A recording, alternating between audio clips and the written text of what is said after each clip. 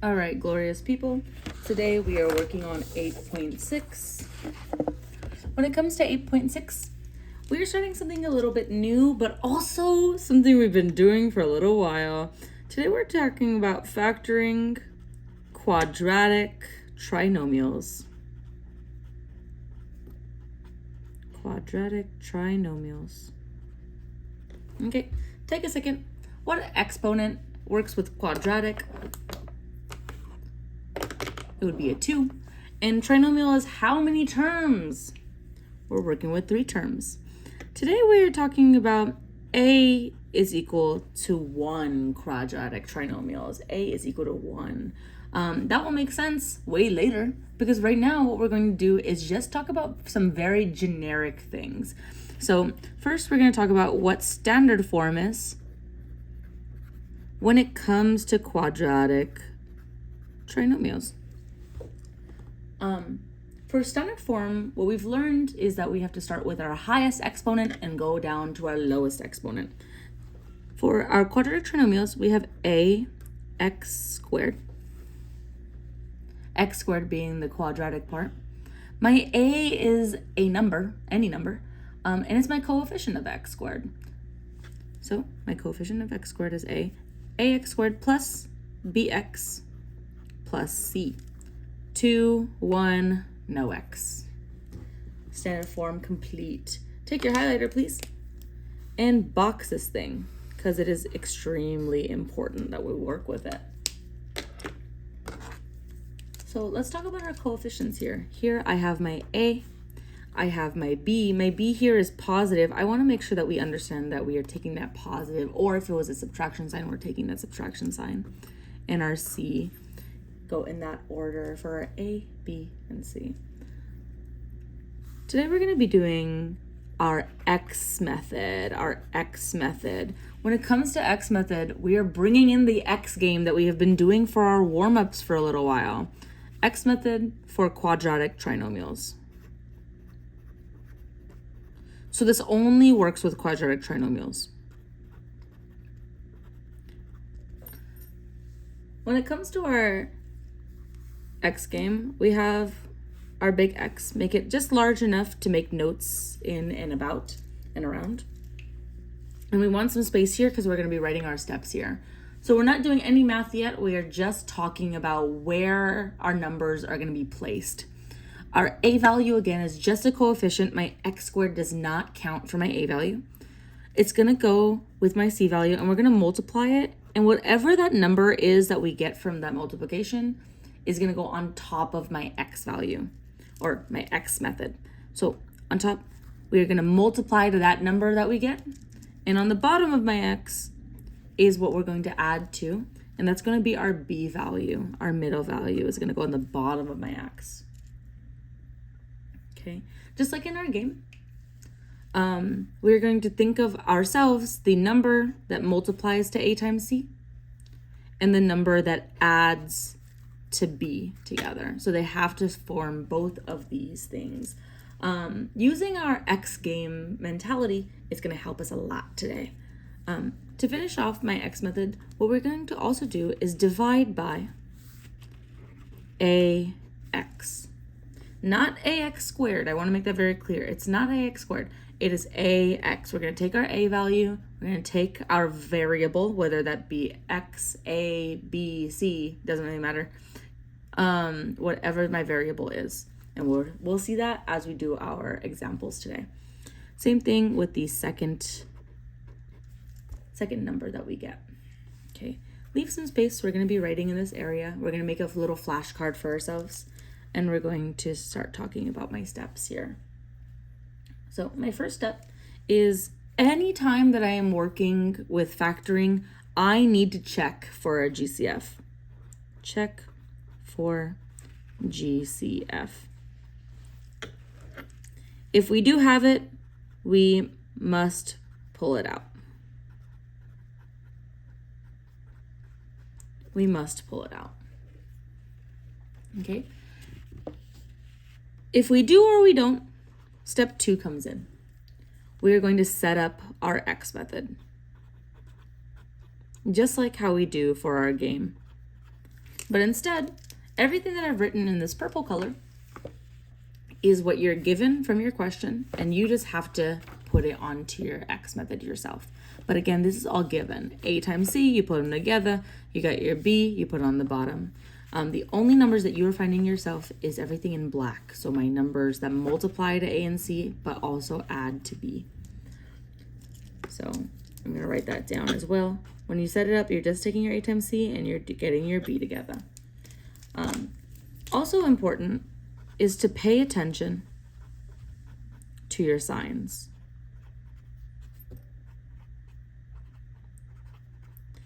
If my B is positive or negative, you must take that with it, because otherwise we won't be able to set it up properly. Okay, step 3 is optional for us. However, it's going to help a lot of us. We're going to make a factor table, which means that what we're going to do is we're going to take the stuff that multiply, that my A times C gets, whatever we get there. So we're going to make a factor table of factors for my A times my C. This is going to help us get these numbers that we want. We're going to write all the numbers that multiply to that number to see all of the pairs that we could work with, just to keep track of them all. Step 4. Again, right now we're not doing any math. We are just writing down the steps. Step 4, we're going to make that fraction, this A divided by X, this number divided by my AX, make fraction. With correct number pair. So we're going to get our number pair from our factors list. Remember what we will be doing with those numbers in a bit. We're going to try it out together. And then number 5, step 5, answer to a question like this is 2 binomials. 2 binomials. Our answer is going to look like 2 parentheses sets. So we'll put it here. Equals parentheses, parentheses. And we're going to be doing something called bottoms up. It is not going to make much sense right now, but I want you to know that my first fraction is going to go in my in one of my parentheses, and my other fraction is going to go in the other parentheses. We'll talk about that bottoms up in a bit, and we'll come back to this to finish this off. With your highlighter, please go ahead and box this, because this is going to be your flashcard. This is going to help you set up every single type of X method trinomials. So once you get that, we can move down here and do our first ever example. So here for my first example, I got x squared plus 7x plus 12. Okay. My first question is there a GCF? You should always look for my smallest coefficient to see if there's a GCF. Always look for smallest coefficient. If you would like to make a note for step 1, always look at smallest coefficient. That would be a really good note here. So what's my smallest coefficient? What's my coefficient of this x squared, even though we do not see it? What's my coefficient of that x squared? It's a 1. Every time we don't see something, it's a 1. This is my A value, my 1. What's my B value? Positive 7. And my C value is my plus 12. So once again, my smallest coefficient is 1. It does divide everybody, that's true. But I don't need to divide it because 1 divided by 1 is just 1. It doesn't change anything. So I do not have a GCF for this question. There's no GCF, okay?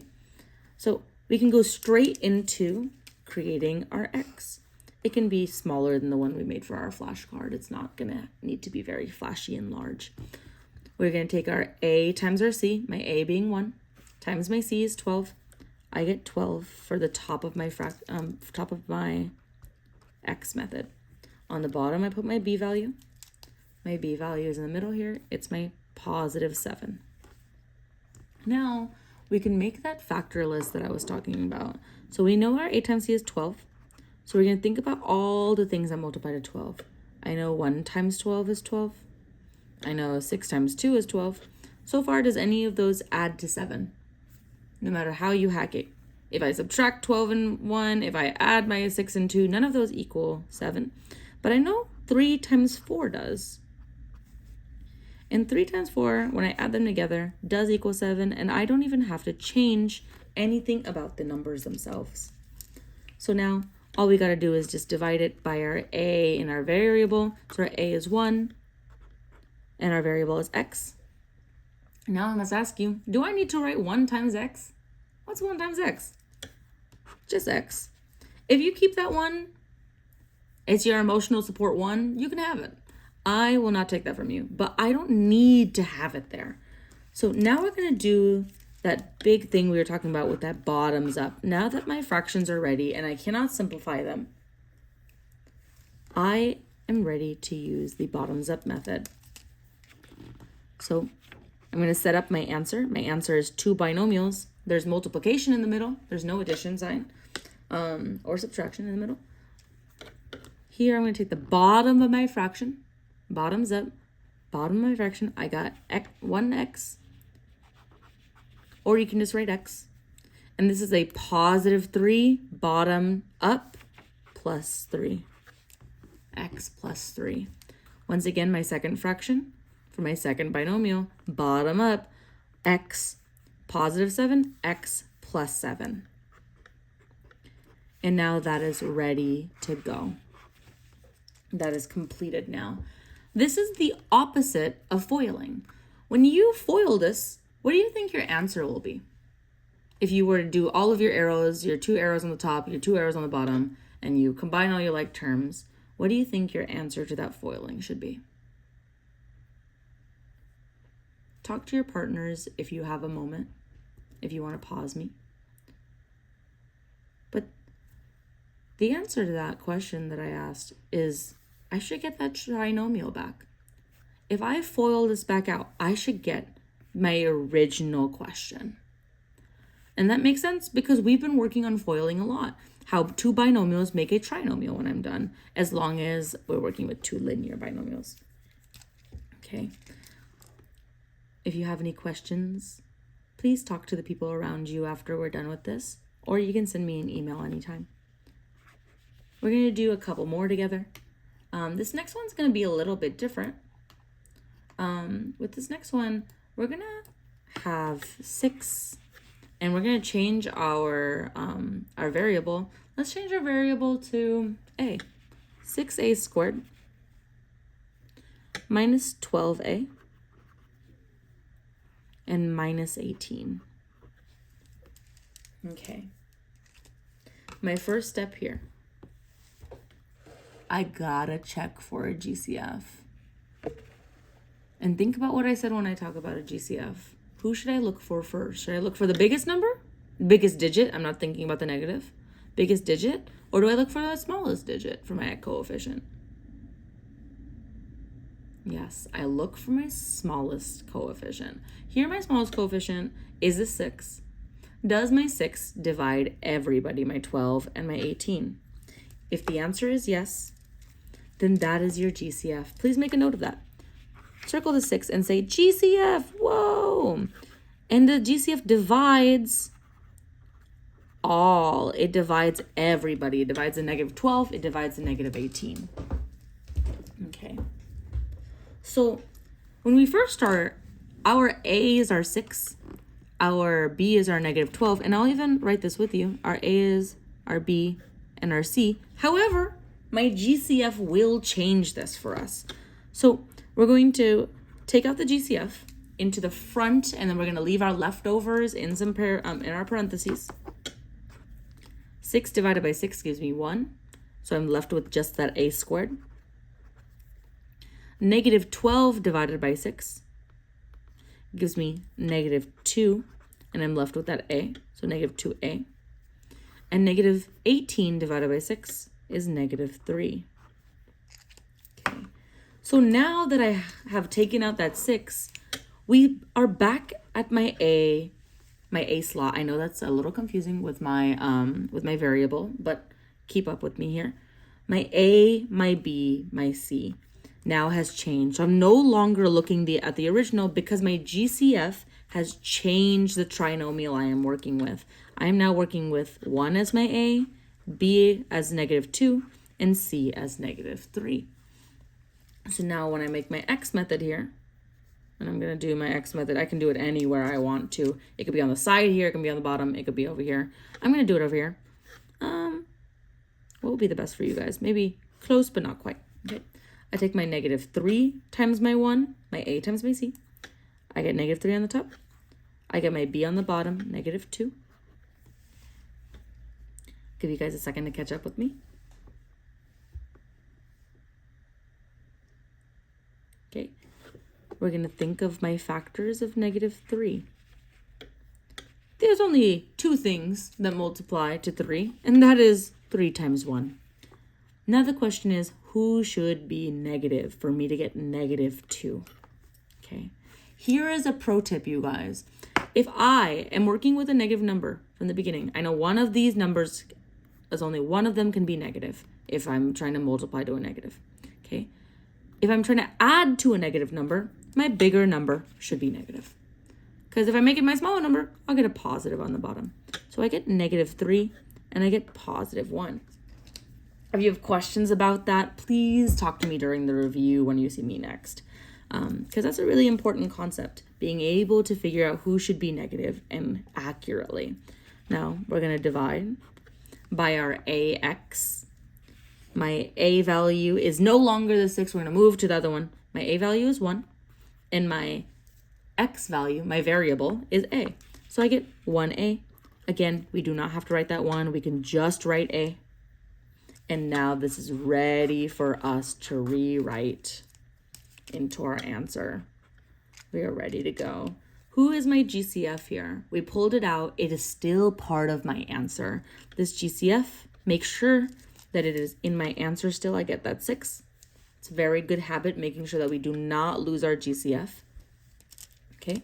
Now I have my 2 binomials because I have factored. I did my big one. Bottoms up. I go from A to -3 because it's negative. So A minus 3. Take a second. Where did I get that? Bottom to the top. Same thing. Bottom to the top. I got A. This is a positive one. So A plus 1. Okay. Okay. Now we have done 2 questions together. I am going to pose a last question to you guys.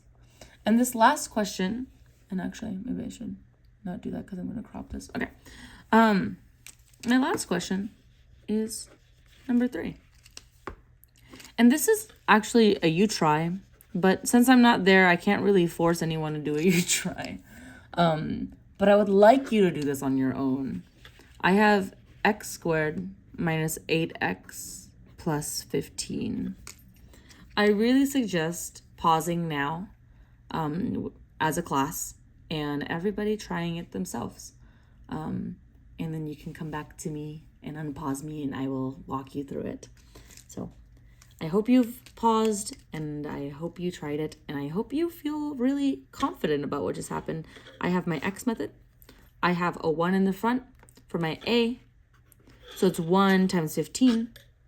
1 times 15 is just 15 up here. And on the bottom is my b value, -8. I take my factors of 15. I know 15 is 1 times 15. That does not give me 8. That won't help us. And I know it's 3 times 5. Whoa, that will help us. That somehow, if I add them together, I will definitely get an 8. So we will be using 3 and 5. But I want it to become a -8. Ooh, for a -8, both these numbers have to be what? They both have to be negative.